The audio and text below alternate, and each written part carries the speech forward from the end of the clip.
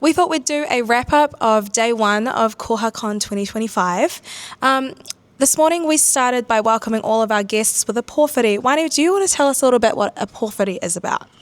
Sure. So a pōwhiri is a formal welcoming onto a marae. That's a traditional Māori ceremony. So the people of the marae welcome on the manuhiri, the visitors, and you do a karanga, a call to welcome on, and then you exchange kōrero, doing talks from different sides, and you follow up the speaker of your side with a waiata. Thank you. And Alex, was that your first pōwhiri?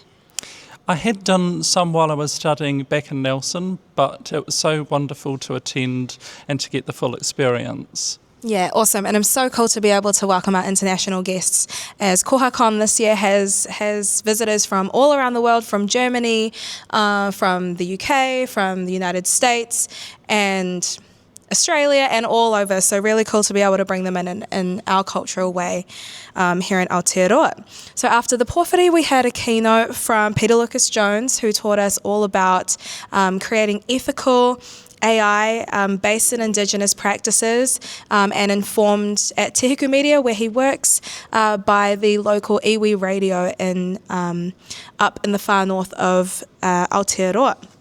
We then heard from Catherine Barnes, who is as part of the academic staff at the University of South Australia in Adelaide, and she told us all about how they use Koha to train cataloguers and how much they love having access to such a configurable and flexible system. And then after that, we actually heard from Alex and Craig, who works at Auckland University of Technology. Alex, why don't you give us a recap on your presentation? Yeah, so what we talked about was both why open source is great for organisations to use open source technologies, how different open source technologies can work together, and how, like communities, different open source technologies work better together, and then some tips and ideas for how open source communities, in this case Koha and Viewfind, how those communities can collaborate in the future. Very nice. Why don't you tell us about lunch?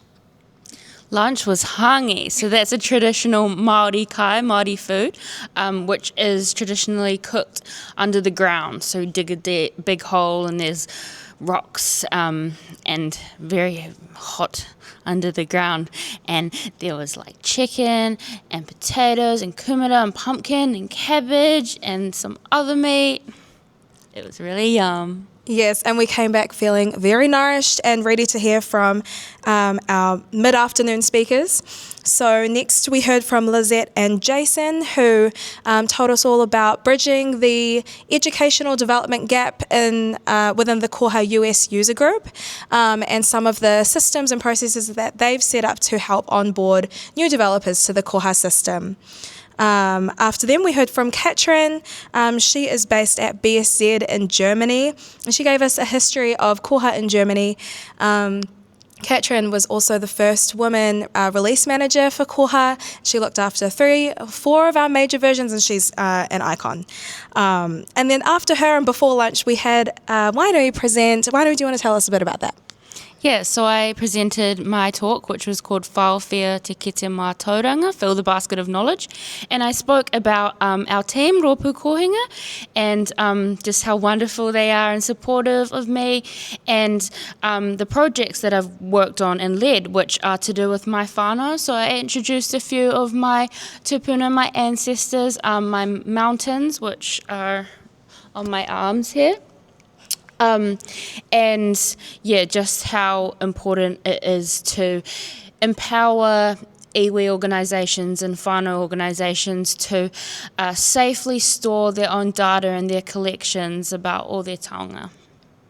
Thank you. And then after afternoon tea, we had a couple of presentations that were really interesting to us as Catalyst being a Koha support vendor.